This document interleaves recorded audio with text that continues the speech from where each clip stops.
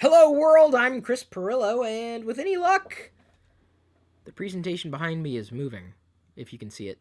You're watching another live edition, potentially listening, if you're listening to the podcast version of this that we've posted as a podcast that you can subscribe to, of the LockerGnome Daily Report, or TLDR for short, your daily dose of geek news, reviews, and answers that you can use, like an answer to the question, Chris, did you get the Surface Pro 3 with Windows 10 Technical Preview working? I did. Here's the funny thing. I had a problem with it yesterday. It wasn't accepting my password, and that was really kind of strange. I rebooted it, and it accepted my password. It's a bug.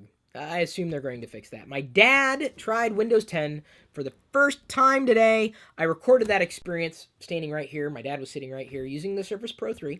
I'm going to be editing that video as the CPU for next week on today. It's a Thursday, so it would be like a throwback Thursday, even though it's not really throwback because, Windows 10 isn't even out yet. So I don't want to issue any spoiler alerts. Of course, the Supernomies were able to tune in live to see what was going on behind the scenes. They'll get the full cut. Everybody else is going to get the condensed version. And I was not surprised with how it played out, just so you know. It did not surprise me in one way, shape, or form how Dad responded to Windows 10. You might remember his classic now, Windows 8 video, how real users will use Windows 8 or something like that. 2 million views. Also shot right here at this desk. He was using an iMac, and it was Windows 8 consumer preview at that point on a virtual machine, and he couldn't make heads or tails of it. But even if I installed it on a traditional PC, I think he still would have had problems with Windows 8. Either way, I went the route of just putting it out on or putting it onto, or I will be putting the video out, but putting it onto a Surface Pro 3 PC, which everybody will be able to watch. It was kind of fun. It was interesting.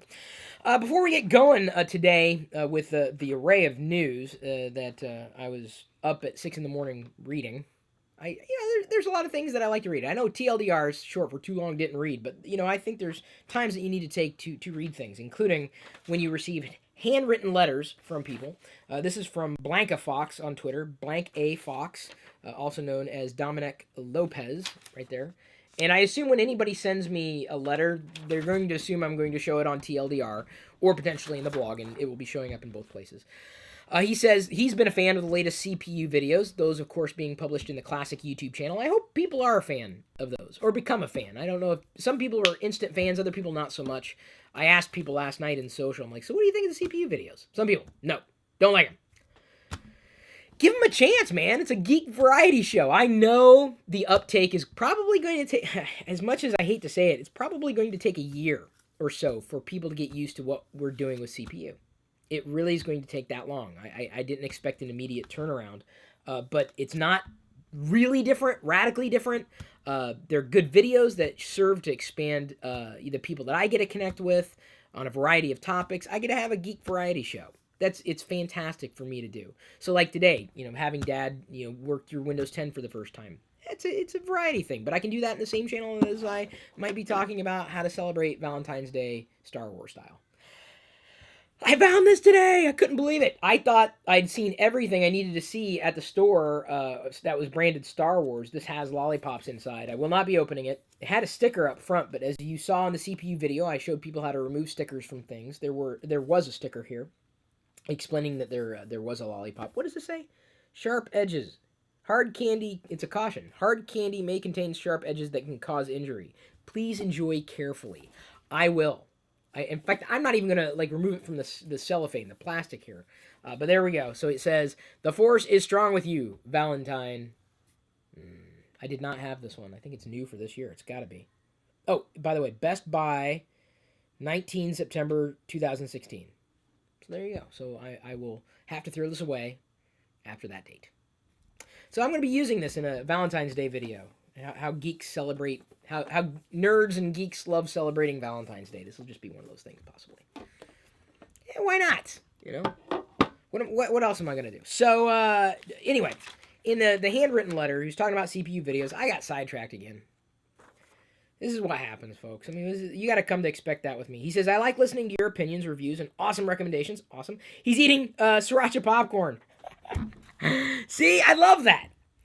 I love knowing that I'm eating or drinking something that someone else out there starts eating and drinking or making coffee that way or trying this beer or eating this food. I just love that. That to me that's everything. You know, I mean, yeah, the device recommendation, sure.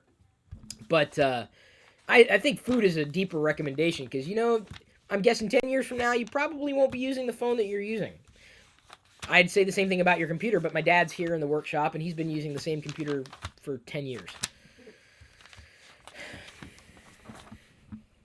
We won't go into that. They can watch the Windows 10 video. He also says, this is great, I'll be showing the full letter in the blog, unless he sees this and says, don't show the full letter, at which point I'll apologize. But he sent me a couple of things which I thought were nice. I don't know where he got them necessarily, but look at this. It's a poster of Han Solo and Carbonite. You can hang on the door. This would have been amazing. I don't know what I'm going to do with this. I think I'm going to hold on to it. I don't think I'm going to hang it. It would likely get laminated if I did. And I hope that Jedi becomes a fan of Star Wars as much as I've been a fan of Star Wars, and then she'll love that. So thank you. This is really cool. Nice little thing for my collection. I'm not going to start a Han Solo Frozen and Carbonite collection, although this would be the third thing I would have. Well, apart from the Han Solo figures. This is my tech holder. So if I want to hold my tech, I can. Look at this. Just like that. Love it. Love it. And it's very, very heavy, too. The other thing he sent was this Star Wars comic. They did a series of special covers. So, like, limited edition, limited run covers, which is a collector's nightmare and dream come true at the same time. So he sent this one. I did not have that cover at all.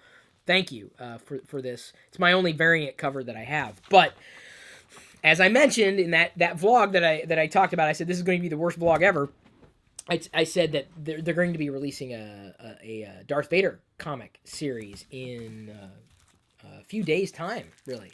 They're basically rebooting the entire series. So I think I'm going to keep this one in the cellophane. It's just plastic. I may end up putting it into Mylar if I wanted it to last, just because of deterioration over time. Mylar, I learned, is a better way to store all of your comics. Well, anyway, thank you for sending these things along. I did not have them. Will enjoy them.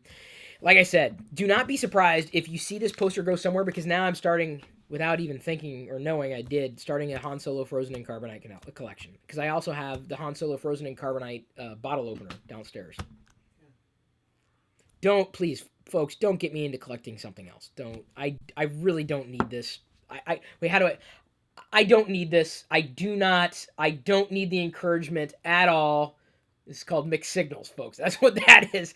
You'll have to watch the video to get the mixed signals that Chris was doing there with his hands.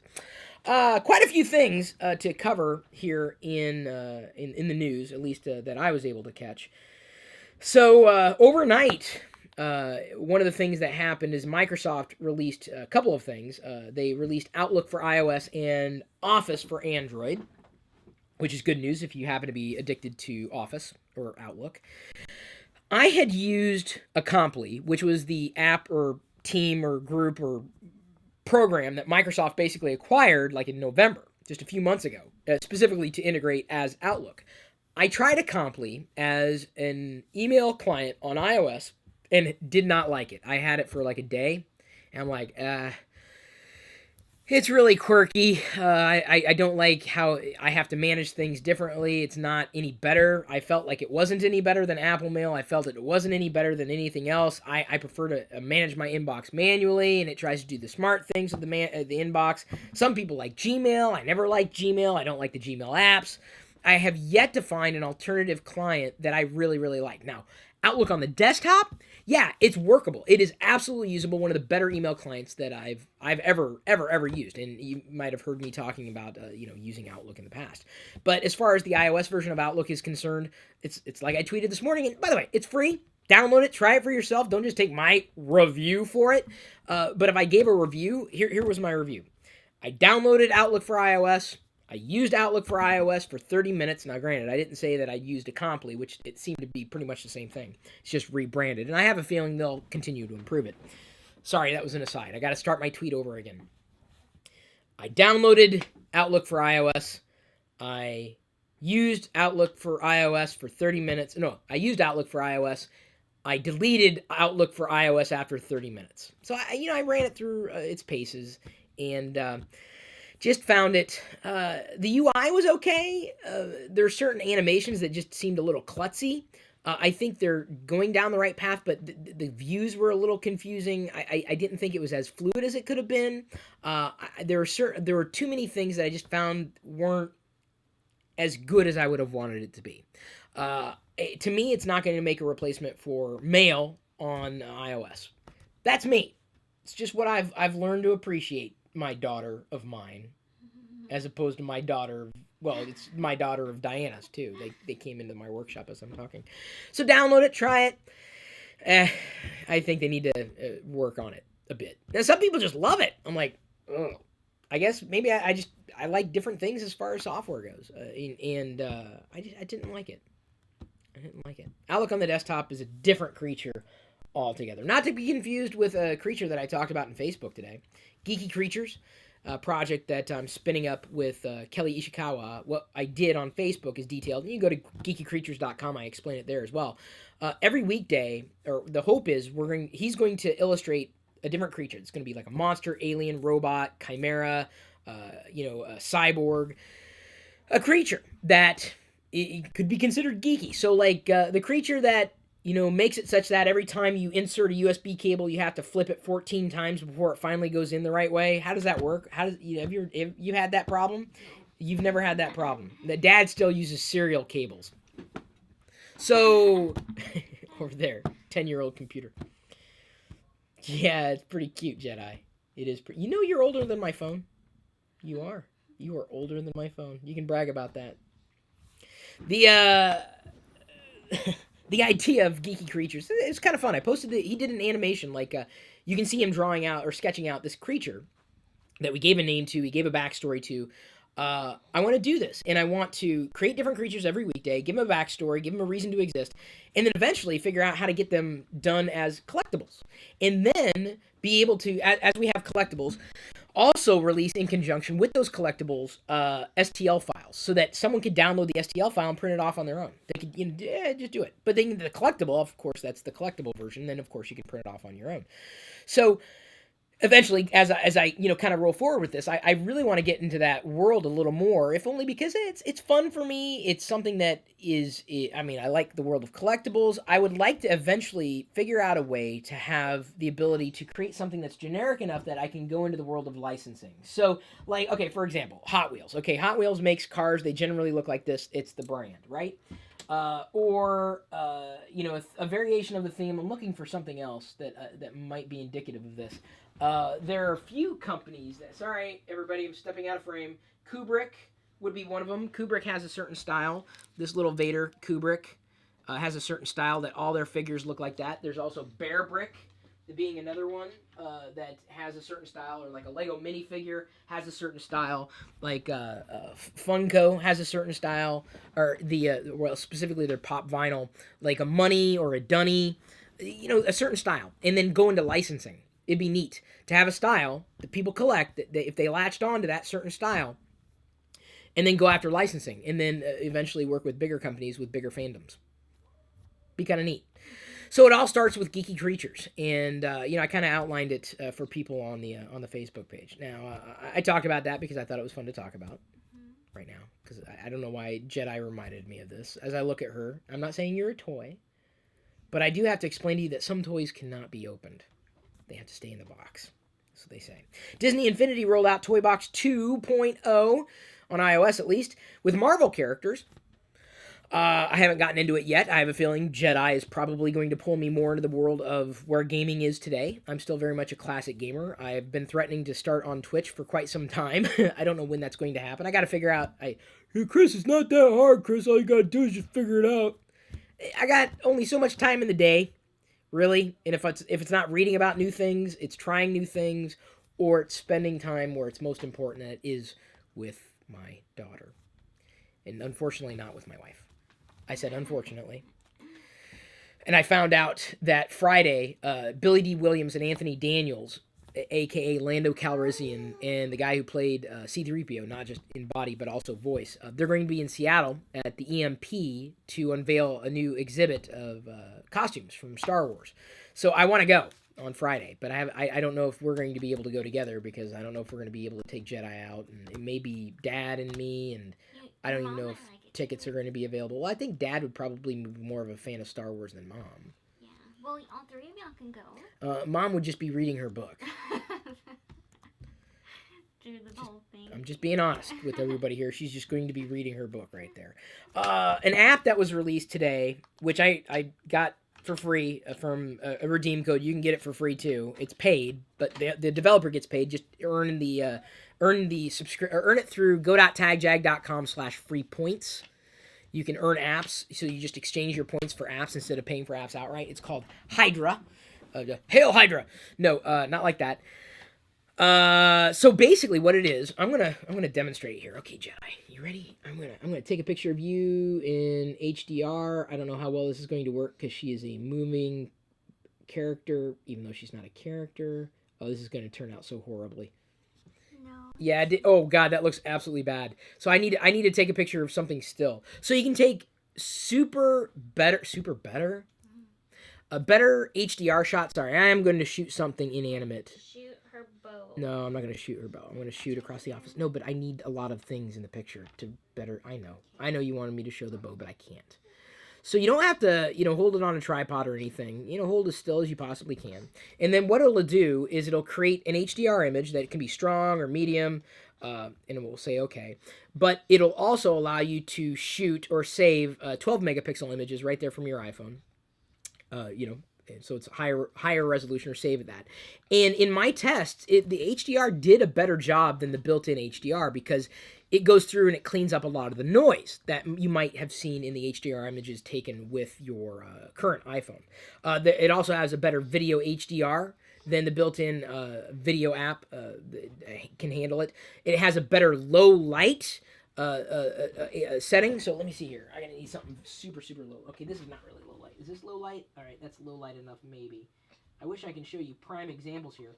But if you're looking for a good low light camera, this is about the best one that I've found specifically. So, see here. It saves the original image, which kind of... Okay, here's a good example here. Okay, that's bright enough. See how Darth Vader's kind of fuzzy and noisy there? That's the original image. What this does...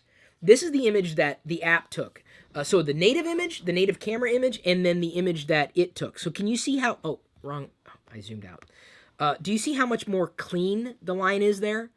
How much crisper it is, the definition in low light. And then, again, just for comparison's sake, there's the original image. Really, really grainy, really, really noisy, really, really fuzzy. It does an amazing job with low light photos. It does a better job with certain HDR shots. And then it does a better job with zoom, too, because the problem with digital zoom is that you're cropping out on the image. But in my tests, in zooming, it did a better job than any other app I've used with digital zoom. Way better. Cleans up the noise, sharpens it at such a level that it just looks like it was a native photo. Then there's the high-res image where you can save images up to 32 megapixels if you wanted to, right there from your iPhone's camera. So it takes a series of shots, stitches them together, figures things out, and it really works very, very well. Generally speaking, works very, very well. Hydra, it's just a couple of bucks. Earn it for free. I wanted to talk about it, if only because I'm like, wow, that's a great app to use for low-light photos, for one of the better HDR. I've got a few bits of recommendation to make for them because there's certain things that I would want to tweak that they don't allow me to tweak. Better low light photos, better video. It's a good alternative camera app if you're looking for one that's pretty straightforward. Version 1.0 with a few bugs, but certainly worth getting and exchanging your points for free. Imgur has released an animated GIF creator, so you can easily input a YouTube URL and create an animated GIF from it. This is the thing. I love animated GIFs, and nobody else seems to like animated GIFs. Make as many animated GIFs as you want. I'm telling you. You see something in the vlog, you see something in a TLDR or video, make an animated GIF. I love retweeting that stuff. Just, post the GIF on Twitter, and then I retweet it. So it's another open invitation. If you were looking for a web-based something to create those animated GIFs, Imgur has released that for you. I'll be putting the links for you in the description for this particular piece of content today. In case you wanted to tap it, you didn't want to Google or Bing it. Lego shocked the world by announcing something that's going to be released in March, just a couple of months away. The SHIELD Helicarrier. It's coming. And they're doing a couple of unique things with it. It's a larger set, like, what is it, 2,400, 2,900 pieces? There's a few. It's a few thousand pieces. I don't know if I'm going to get it. I like what Marvel's done with specifically their cinematic experiences, the Avengers, and I didn't really get into Agents of S.H.I.E.L.D. I might binge on that at some point. I'm very hesitant to jump into serialized television content because I don't want to latch onto a story or a character and then only find out that the season or the series is canceled. So a lot of people were really happy about this, being fans of the Avengers, being a fan of the Helicarrier. It's not gigantic. I mean, it's big. But they have like the micro figures, rather unique micro figures. They look like minifigures. I think I have. It may still be downstairs. I may want to pull that up. I have a Darth Vader micro figure. Not to be confused with a minifigure. Yeah, maybe downstairs with the rest of them. That was released with a series of Lego games. They were like the game pieces, the game tokens. And this is even going to have a series of minifigures that come with it. So it looks to be a very nice set. I just don't know if I'm necessarily going to get it. I'm not that much of a Marvel fan. See, I'm a fan. But, for a few $100s, I'm like, am I going to get out of what I put into it? Where am I going to put it? That's the next thing you got to ask. Now, see, if it was something else, if it was within the world of Star Wars, yeah, then I'm usually, sign me up. But, I don't know. I like the big sets. They'd be great for video, but I don't know. Minecraft stuff, of course, they're going to be releasing new sets, too. I'll put a link for where you can watch the video about the Lego SHIELD Helicarrier, in the description as well. And I mentioned yesterday the Lego Scooby-Doo sets, which I will be getting. Where are they going? I would have gotten that Lego set if it hadn't been for my meddling wife. Yeah, where are they going to go? We got the Scooby-Doo room. We can build one. Oh, we have a Scooby-Doo. A Jedi doesn't need her own room. We just, split it in half. That's all we got to do. Right? Does that work for you? You got to tell them you're joking. I am not joking. Crowdpainter.com. Now, this is something that someone had tweeted out that I visited trying to figure it out. This is interesting. It's a web service where people submit photos of something, themselves, friends, inanimate objects, and what will happen is they'll decide to use this image, and a robot will go through and paint the actual photo. They'll make a unique work of art that you can buy prints of, or someone can get the original work of art, but it's done by a robot. But it's powered by you. So you can go right now to crowdpainter.com and you can see whatever current work they're working on, and you can do a brush stroke and you can do it a certain way, and that will be a part of the painting. So someone submits the image, the robot actually does what you have it do. It's kind of neat. And then a work of art is created by you through a robot. It's a fascinating little thing. I mean, I did a brushstroke and I was good. Crowdpainter.com. Anyway, a little bit of inspiration there. I thought it was kind of fun. Online search becomes the most trusted media source. And this doesn't surprise me. In terms of where you get your news, how you get your information, where do you go? Where do you go? Internet. The internet. And that's usually Google. Yeah. I tried to get her to Bing, and... Actually, I think I just put it in the little bar at the top now. She just puts it in the bar at the top. Yeah. That's the answer to the question. That's fair. I mean, that's what most people will do. Yeah. So, if Apple comes along and says, we're going to switch our default provider to Yahoo or Bing, would you notice the difference? No. This is dangerous. I'm not saying... But you're falling into my trap. Well, I would just adjust. It's not that you're just adjusting. It's dangerous. I mean, if people are accustomed to getting their news through a source that they trust, you can't trust Google. You can't trust anybody. You don't trust anybody. Don't just go to the bar. I trust the bar. The bar delivers things that I love. Must trust the bar. Bad, bad, bad, bad, bad, bad. That's like living your life and only watching one news channel. Bad, bad, bad, bad. That's like getting your news through just one journalist. Bad, bad, bad, bad, bad. Oh, bad. Bad. Don't be bad. It's not your fault though. Really. You just go the extra mile. You want to get your news, get it from a variety of sources. Don't just look for the people to validate your opinion. Don't just look for the entities that think like you do. Don't. It's just not good for you. It's not good for anybody. Critical thinking is still important. I think the internet is removing. If we had anything that was being destroyed, it's not that we're getting lazier. It's just that we're offsetting really our thinking skills to a computer, and I don't think that's the right way to go. I really don't, because Google results, they can be gamed. They can be gamed. It's my Robert De Niro. They can be gamed. You talking to me? I'm a really bad Robert De Niro, aren't I? Don't trust the internet. Don't just get your news through me either. God, please, don't do that, because, some of the news I share is a little weird. But anyway, I just thought it was kind of interesting to talk about, but really damning at the same time. Online search becoming the most trusted media source. It's according to research, but I believe it, because that's what a lot of people do anyway. Yeah. I'm telling you, don't. Apple now, according to certain researchers, tops Samsung for devices sold. Now, this doesn't surprise us. We've known that Samsung has kind of been squeezed in the middle. We've talked about that. Hang on. You getting your steak?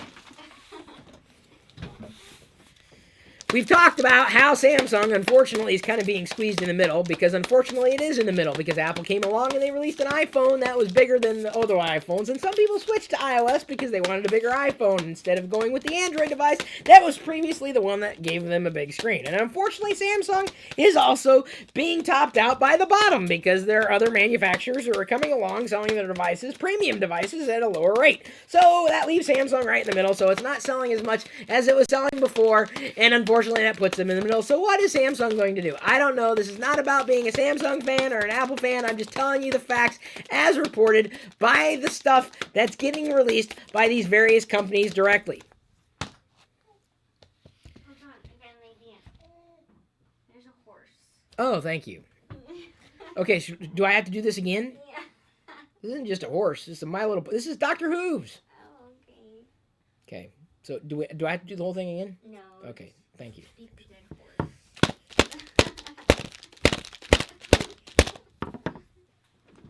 Oh, okay. I can beat a dead horse here. I don't care what device you use. I don't care. What's good for me is not necessarily good for you.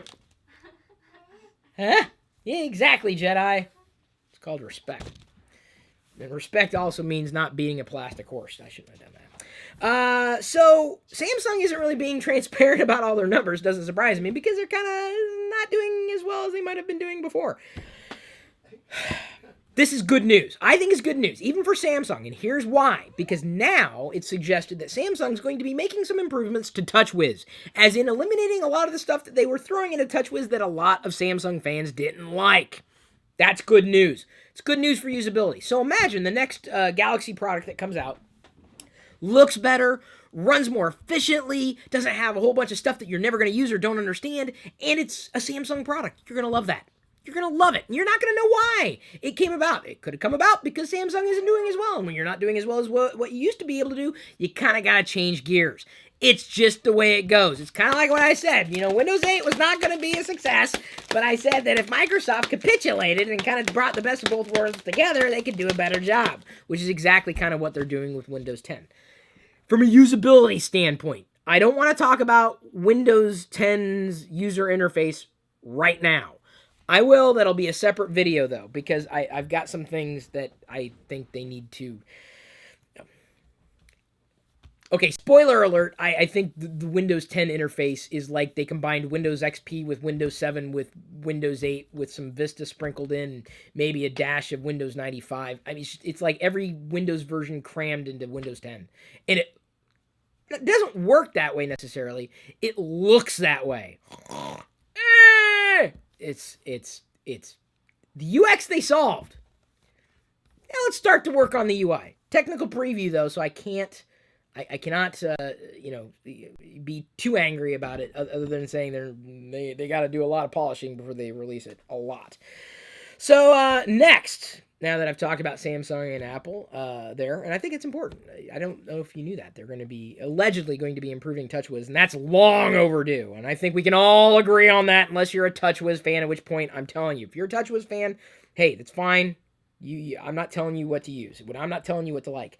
Grim Fandango has been remastered. Talked about it a while ago when it was first announced. It's been released on Steam, available across a variety of platforms. And I don't know if I'm going to be getting it. I read some of the reviews from fans of Grim Fandango, and I was a fan to the point where I bought the soundtrack on CD. That was the best video game soundtrack, as far as I'm concerned, of all time. It was a mix of like mariachi and jazz. It was fusion. It was the most amazing digital art. I love the story, love the characters, love the dialogue, love just about everything about Grim Fandango. And I did. I beat the game. I needed a couple of spoilers from the net. This is back when, God, I think I was on a Pentium 2. It was a long time ago, but I read a review from another fan, someone who loved the game, and she sung its praises, and still complained about the same things that I would have complained about too, like the gameplay was still a little awkward. I would likely play, and I think they could pull this off, a touch optimized version of Grim Fandango, like on iOS or Android. I'd be a fan of that. I'd absolutely get that. It was a good game. As far as I'm concerned, it was one of the last video games I really got into and really enjoyed, and wanted to see a sequel for it, and never did. I mean, I thought it would have been an amazing franchise. I still have that soundtrack, by the way. It's a good soundtrack. You should listen to it sometime. So it's remastered. It's out, but I'm likely not going to get it. I'm going to wait to see if they do a touch optimized version, and I believe they can. They should be able to pull it off. One of the bigger bits of news today is the FCC is now raising the broadband threshold to 25 megabits per second down and 3 up. That is huge, which means that a lot of people who live in America aren't on broadband. You were on DSL today? Congratulations, you're no longer on broadband. It's pretty much how it's going to go. It's no longer considered broadband. Duh. Why it took them so long to figure this out is beyond me. Like, have you ever heard of anybody complain, my internet's too fast, I have too much bandwidth, I don't know what to do with it? You know what I've got? Well, that's not what I've got. And, as regular users, I think we understand this frustration. So it's nice to see the minimum threshold be met, Now, to me, as far as I'm concerned, if America still wants to compete, we got to up the ante. Some countries, they look at 25 megabits per second. Where you guys, like, what, a decade behind? What, are you still using Windows XP? Pointing at you, Dad. So we got to raise that limit. We got to push forward. Here's why. I mean, you've got a lot more devices coming online. And they're each siphoning bandwidth. Video is very bandwidth intensive. The more devices you have, they're taking a little bit away here, there, and wherever. We've got to get to the point where it's no longer an issue. And so it's nice to see the FCC step forward and at least provide a minimum of what would be considered broadband. That's minimum broadband. Now, I remember in my day, broadband was an ISDN line. It was at 128 up and down. It was amazing. I loved ISDN. Loved it. Considered, that I'd moved from dial-up to ISDN, which is a kind of a form of dial-up, just kind of handled differently, not dial-up in the traditional sense. That was a bigger news for those who are broadband advocates. I don't think anybody who watches the stuff I do or listens to the stuff I do would disagree. I think this was the right move to make, and I think we need to keep moving that ball forward and keep inching that minimum up year after year. This is a number that should increase every year, honestly. Until we're all at gigabit, I don't want to see this number stop inching forward. year by year. Forget, waiting every 5-10 years. It's year by year until we're at gigabit. And then, even we're at gigabit, terabit.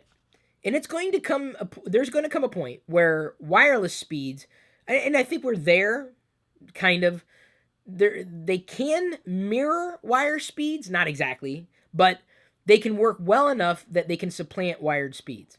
I've replaced a lot of the devices that I've used over time, instead of having to rely on a wired connection in my house. And I don't have gigabit speeds in the house, even though I've got Cat 5e in the walls. I've gone wireless. Just easier to deal with, easier to support. And that wireless speed and the throughput is going to increase. It's going to get better and better and better, to the point where we're going to just breathe in wireless. We're not there yet, but it's going to get there. I think electricity's going wireless. So batteries are just going to become a non-issue. Batteries are going to become a non-issue. Internet access is going to become a non-issue. It's just a matter of time. Just a matter of time. It's like someone telling you what book you can't buy. Or you can buy books, but you can only read them so fast. And that's true. I mean, we're limited by, that potential. But, imposing any kind of limitation on access, I think, does humanity a massive disservice. I think it does our country a disservice because we can't compete. We got to compete. Because right now we live in an economy where competition is everything. You can't compete. What are you going to do? Now, I think, to make Cassie Lowe very happy, I believe that we will evolve to a future, maybe even Dad, where we'll be like living in the world of Star Trek. I think it's possible. Star Trek has brought us so many wonderful things. Why can't it bring us the idea of eliminating monetary need? What do? We don't need to work for money. Well, what do we work for? What do we do? What do we live for? Exploring things, exploring the galaxy, pursuing what makes us happy instead of pursuing what we need to stay alive and try to find happiness. I think we'll find that. It's probably 500 years down the line, but I think we'll be there eventually. I really do. I hope more for a Star Trek type of future than I do a Star Wars type of past. And I think it's a very important distinction. And I think those who are fans of either series or either galaxies or universes understand that Star Trek is more sci-fi. Star Wars has elements, but it's more fantasy, adventure. A Jedi craves not these things.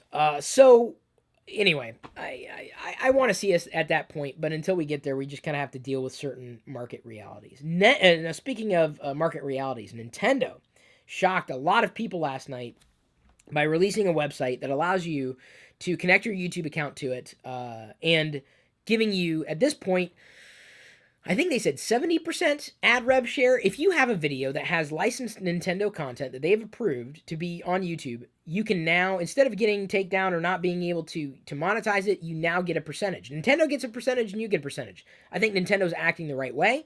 From a distance, I don't have any Nintendo content, no intention on putting Nintendo content out there, but this would make me feel better about putting Nintendo content out there, because instead of getting a takedown notice or losing ad revenue, you're sharing ad revenue. So I think it's very, very, very wise for Nintendo to do this. I think that if Nintendo's done this, I'd like to see Sony start to do it.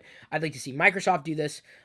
It would make us feel better as content creators. I think, if you're someone who considers yourself someone who loves these franchises, you'd feel more comfortable, I'd imagine, in doing this. They can change the rules at any point, but I think the fact that they're open to this is better than having a closed door policy, which up until last night is what it was. So big news if you happen to do any kind of things with Nintendo, and they have the right. So I'm glad to see them exercising this right and being very, very content creator friendly. Kudos to them. But like I said, I at this stage, maybe I got to look deeper into it. But because I like retro stuff, but I've been iffy about putting a lot of stuff out there that I'm not necessarily licensed to put out there. I don't want to violate any kind of agreement that I didn't, I wasn't playing into an agreement with, or they weren't into playing. I don't want to do anything if both sides don't have permission. Obviously, I would have permission to do it for myself, but if the other side didn't give me permission, it'd be a problem. Because of the way YouTube works, it's fussy. So this is another, this was a tweet that I saw yesterday, and this is really the last thing that I wanted to cover today. This came from someone, Benedict Evans, someone that I trust in this industry. Apple iOS unit sales. This is unfair to say outright, but it is still very relevant, and those are his words, but I agree. Unfair but relevant. Apple iOS unit sales are overtaking Wintel unit sales. So what does that mean? So the amount of PCs that might have been running on the Wintel platform, Windows, Intel platform, Apple's iOS devices in aggregate are now exceeding Wintel sales. So it'd be like, okay, this is how am I chart? Okay, how am I going to do this? Okay, this. Okay, so they're all the uptick. Well, Apple is now exceeding iOS devices are now exceeding Wintel sales. That's kind of what I'm trying to do. I'm a human graph. Not a very good human graph, but I think you guys understand, and gals too, understand what it is that I'm laying down for you right here.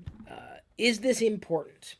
It's important to keep in mind because computers today aren't just traditional Intel driven or AMD driven computers that sit on a desk that sit somewhere in a room. They're not just laptops that you can take around with you that have a screen and a keyboard. This is every bit a computer right here. Right, this is a personal computer. This is the most personal computer I've ever had. You know why? Because it's always on me. It's always on my person. If that is not a personal computer, I don't know what is. This is a personal computer. Is this a PC? Maybe not by traditional definitions, no, but it is a PC. It's a personal computer by definition. Hardware, software, platform. Can it do everything? No, but can a desktop PC do everything? No. Does that mean that it's any less of a computer? No. It's a computer that has a certain set of features and certainly a certain set of drawbacks. So when I see this, I mean, I think the writing was on the wall. Duh. Does my mom need to be on a laptop computer or a desktop computer to check her email? No. Does she need it to get on social? No. Does she need it to do a lot of the things that she does? No, I'd wager that she could do 100% of the things that she does on a tablet computer or like an iPad or an Android tablet even, or even an iPhone or, an Android phone, depending on, which way she wanted to go. I'm just talking about a different modality and a way of thinking. So to see iOS become really a juggernaut, not just in terms of, what it has available on the platform, but specifically the amount of people using it. Not just having all these systems out there, but people using it. This platform actively. You're buying into this platform. It's a big deal. And I don't know if Apple's ready. I really don't. They've operated under a different assumption, and they've kind of been an underdog for a number of years, but I think the days of Apple being an underdog are gone. Long gone. It's no longer about Mac versus PC. It just isn't. It's about Mac versus PC versus everything else. And to see this statistic, it didn't surprise me at all. I think more people are using smartphones these days and are likely using desktop computers. I joked the other day when we got the toy laptop for Jedi, 70% off. It was great. I thought, well, by the time she figures out what this is, laptops will be completely outmoded for average users. Power users are going to need something different. I think that the future of computing is going to be increasingly mobile. And it's interesting to see that Apple is kind of leading that charge. I hope that it continues to face serious and stiff competition, if only to improve experiences. I hope Apple starts looking at their position in the industry for what it is, not for the company that they used to be, but the company that they need to be. I think they can stay true to their ethos of creating a good product, and that's the best form of marketing. I think they need to double down on quality control, and I've talked about this. They need to double down on everything that plagued the leading systems all this time. Everything. And they can pull it off. They can stay true to their roots, but still do things differently. It's possible to do. But they have to decide where they're going to spend their resources, and they have resources. It's not just about making things easier and more seamless. It's not just about making more money with those devices. It's about tying in those experiences, making good experiences. And I think they've slipped a little. I think they need to concentrate on what the user is going to need most before the user realizes it's a problem. They need to fix those problems for the users before they realize that they're problems, before they run into the problems. And Apple doesn't have their eye on that ball. They just don't. If anything is going to be Apple's downfall, because people have been saying, "Oh, it's going to fall down." I think we're past the whole idea. Can Apple survive past Jobs? The answer is yes. If anything's going to be Apple's downfall, it's that another company is going to do what Apple does, but do it better. And I think that's possible. probable right now. Don't know if I've seen that. Possible, yes, and I'd hope for that. I would. I would hope that Apple would get, not knocked down a peg, but, there's no winner in a race that never ends. There just isn't. I don't want to live with the same things for the rest of my life, apart from Darth Vader stuff. I can live with that for the rest of my life. Do you want to live with the smartphone that you have right now for the rest of your life? My God. Ugh, can you imagine 10 years ago, if you were alive, 10 years ago, what were you? I got in a debate with some guy on Twitter saying, he was crapping all over Android and iOS devices. And I'm like, well, I tell you what, the iPad, he was unhappy about the iPad. I'm like, well, I'll tell you what, the iPad's certainly better than the computer that I was, my first tablet, or the tablet I had, or whatever experience I had 10 years ago. Anything that I had 10 years ago, the iPad beats it. Technology is always going to move forward. I don't need a company to win. I need every company to win and keep moving forward. It's a horse race that never ends. That's why I love it. It's what keeps it interesting. See, this is the thing. Some nerds out there, Apple just keeps putting out the same thing. Really? This is the same as the first iPhone? Yeah, because it has a screen and one button. This is what you sound like to me in my head when you're like, you don't have any perspective, or if you do, you're not sharing any of it with me. There's been upgrades. It's inching forward. There's competition. Now, I want the smartphone that I have for the rest of my life because it's perfect. Really? Are you going to say it's perfect 10 years from now?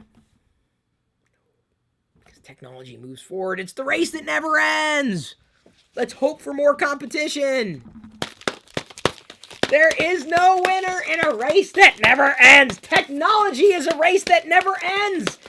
Okay, these devices are great. I love these devices, but they're tools, and next year we'll have new devices and we'll be able to upgrade, and I love upgrading because that's why I like technology. I do, and that doesn't mean I'm going to like this particular brand forever, even though some people think that you can only like one brand forever, and if you like one brand, then obviously you can't like another brand, because that would make too much sense. Ha-ha! They're coming to take me away, ha-ha! They're coming to take me away, ho-ho, hee, ha-ha! I don't think my dad's ever seen me beat the dead horse in person before, right?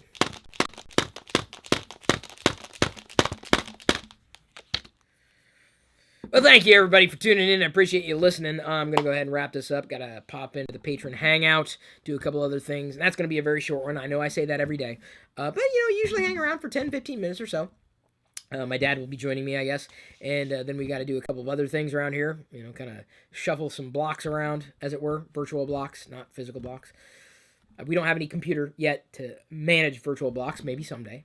One can hope. HoloLens is everything it could be. So thank you, everybody, for tuning in. Thank you for your support. I do love you. I do appreciate you. But at this point, I'm going to leave you to your own devices.